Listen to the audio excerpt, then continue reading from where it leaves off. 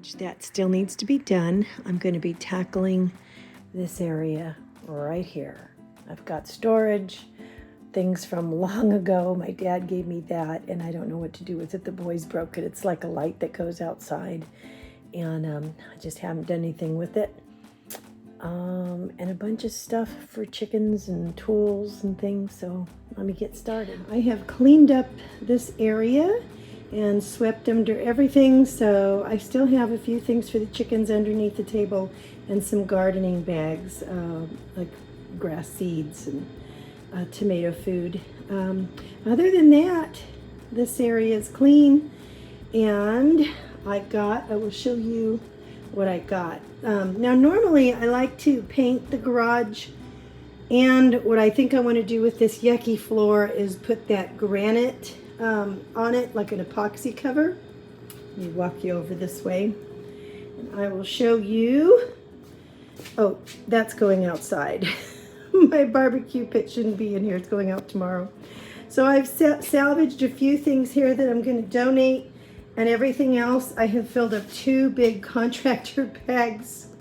And it was a lot of just basically like, vegetable garden stuff that I didn't need, and some animal stuff that we didn't need anymore, animal type feeding things, and some weird trash stuff that it wasn't trash, but it was stuff that we weren't using anymore. So I definitely got like my last day's worth of stuff here, like over 120 things I'm getting rid of here. But I'm going to keep going because I still have more of the garage to do.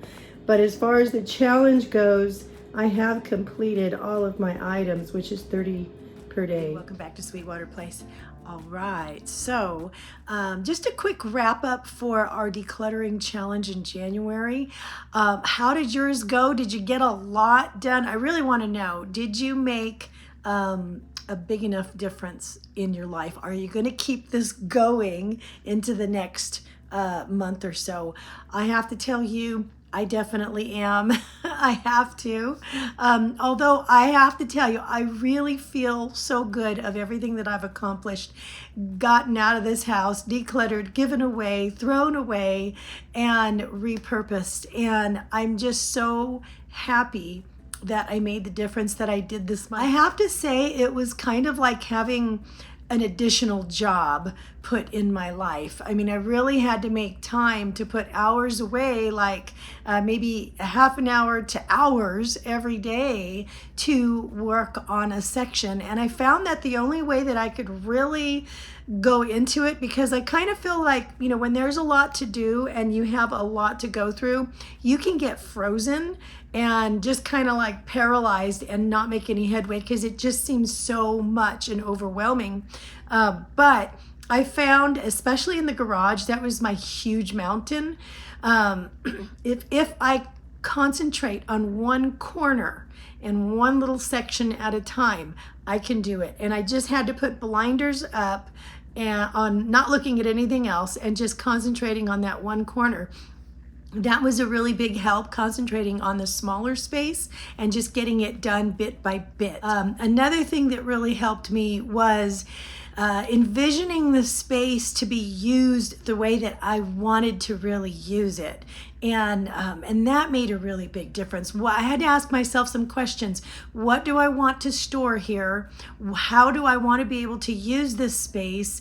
And what do I need to do that? And also additionally, can I manage that without purchasing something? Because this month was also a no spend challenge in January. Or do I have to buy something? Do I need to jimmy rig something until next month when I can actually buy something?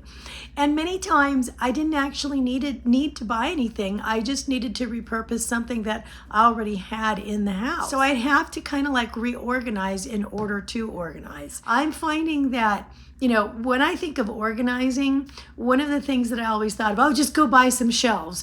Just go buy some shelves and then everything will get organized and it'll make your life better. That's not always true. Sometimes you don't need shelves at all, or sometimes it's not a shelf, it's a table. Sometimes it's a dresser that you need to hide things in. Case in point, our eldest son, He has a ton of Legos, and they were in these little see-through Rubbermaid drawers that seemed like they were a good thing at the time, but they ended up getting full, and then he started throwing trash in there and his dirty socks and all these things. So I told him, you need to sort out these Legos. But because of the use, the overuse, I want to say, those little plastic drawers, and side note, if you invest in like plastic drawers or shelves, just know that they're not going to last very long. They get warped over time, and with usage and with different temperatures that they're exposed to, they really do get warped. Legs fall off and things like that, and these were looking kind of wonky. So one thing I noticed was, I said, you know, what can we do? Because this is during a no-spend month. I can't really go out and buy him new drawers for the Legos, but we needed to put them somewhere. So I said, well, my idea was, let's put this in the communal area so you can share these with your brothers.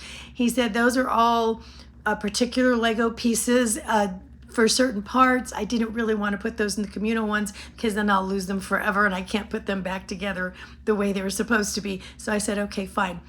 I looked in a corner of his room, and he had a perfectly good dresser drawer that had about 5 different drawers on it. And we had just recently gone through there, and I had him clean out his clothes and sort them out, what doesn't fit anymore and whatnot. And he ended up only using the top shelf for knickknacks and things, or the top drawer. So that left 4 more drawers, and as I opened them, I could see they were completely empty.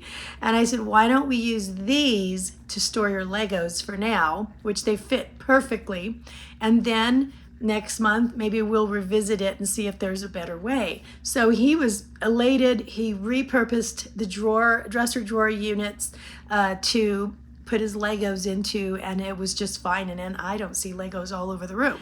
So that ended up working out. So we really repurposed a lot of stuff. And this month, I think decluttering really helped me to kind of like be more happy and content with what I have, because I wanted less. I don't think that I'm ever going to be one of those people that just has like 100 things and becomes this minimalist, but you never know, never say never. But right now I'm happy to have a lot less, and I'm not in any big hurry or in any rush to go out and buy more things to add to what I already have. I still have some things I can declutter, and so I'm going to continue, and as I do that, I will post that if I think it's a good idea and I want to share it with you. One thing I do want to say is I am continuing to work in the garage on my husband's work side, because there's all kinds of stuff there that we need to get rid of. And also, one thing that needs to be decluttered, but is my husband's job, is the shed. Now, yesterday I was going to work on a project, a science project with our eldest son, and we needed to build something. And I said, well, let's go in the shed and see if there are any little pieces of wood that I could use. Well, my husband heard I was going to the shed. He jumped up and he said, no. He didn't want me. He took the keys from me. He said, I'll do it. I'll do it myself. He does not want me to see it. I, therefore, am a little afraid to go into the shed to see what state it's in. So anyway, maybe one day I'll be able to use it as a she shed if he's tired of using it as a workshop. But for now, yeah, it's going to be his job to declutter that. So anyway, I hope you had a wonderful month. I had fun decluttering with you. The journey will continue. I will just continue. I probably won't do the 30 every day, but there is going to be a big clean out every now and then. So I will see you in the next video, and I hope you have a wonderful day. Thanks for joining, guys.